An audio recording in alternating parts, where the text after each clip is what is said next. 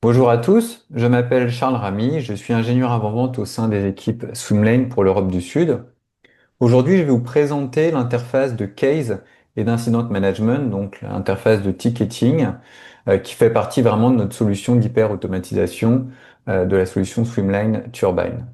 Je vais prendre quelques exemples pour vous montrer toutes les fonctionnalités qu'on peut utiliser, qu'on peut avoir dans l'interface, et puis je vais vous montrer également comment on peut la personnaliser. C'est une des grandes forces de la solution Turbine, c'est qu'on a ce qu'on appelle une composable interface qui va vous permettre vraiment de modifier les applications qu'on met à votre disposition. Je vais commencer par vous montrer un exemple de phishing pour voir un petit peu ce qu'on a dedans. Alors, je vais cliquer dessus. Donc, quand c'est un email, on va avoir une copie de l'email.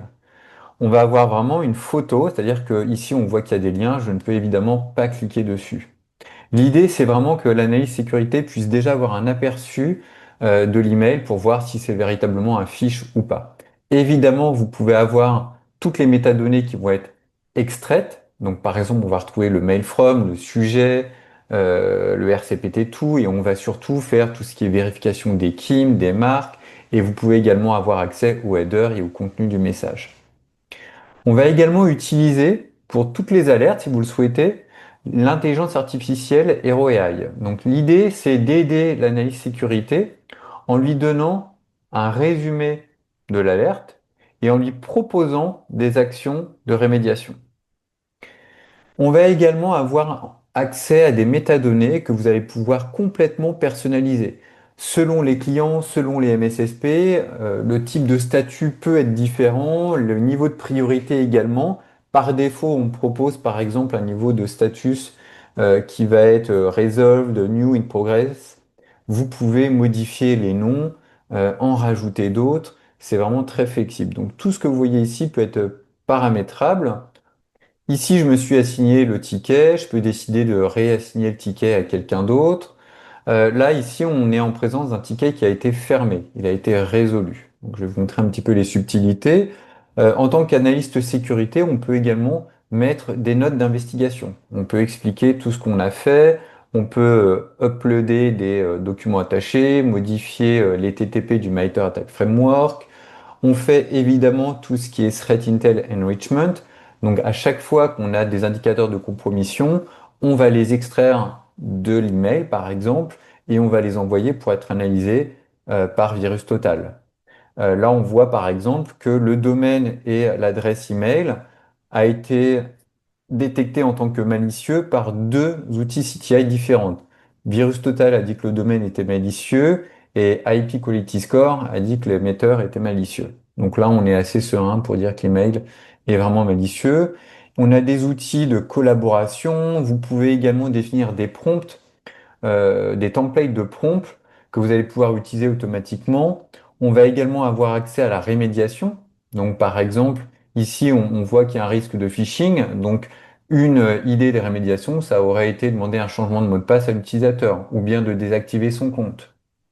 Et enfin, on peut également avoir des rapports d'incident. Donc, vous pouvez demander à générer un rapport d'incident pour avoir tout le résumé de l'alerte. Donc, vous allez avoir l'exec summary de l'alerte, les notes d'investigation, tout ce qui est action de rémédiation. Ici, par exemple, on a fait une demande de désactivation de compte. Et enfin, vous allez avoir tous les SLA toute la timeline de l'incident. Vous allez pouvoir suivre toutes les étapes du début de l'alerte jusqu'à la résolution et du coup dégager des SLA, voir si vous êtes dans vos SLA ou pas. On va également mettre à disposition une knowledge base. Donc ici, par exemple, vous pouvez synchroniser les tickets avec des articles du knowledge base qui pourraient convenir pour aider l'analyste sécurité.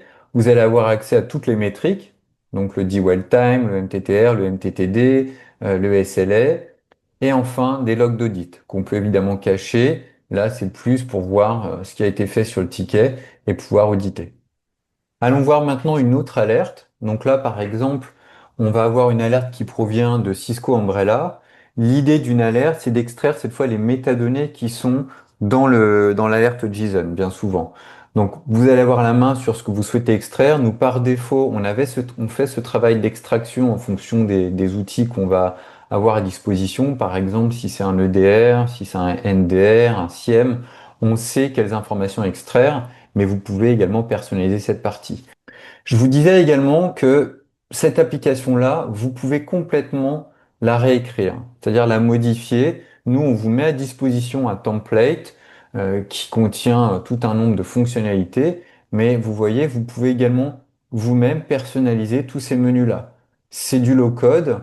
Vous choisissez les informations que vous voulez rajouter, si c'est un menu déroulant, si c'est du JSON, un numéro de téléphone, une RSP. Derrière, on va vérifier le format et vous avez juste à faire du drag and drop à l'endroit où vous voulez ajouter cette information. Et derrière, on fait un mapping. Si jamais vous souhaitez en savoir plus, n'hésitez pas à nous contacter. On serait très heureux de vous faire une démonstration beaucoup plus poussée. Merci, au revoir.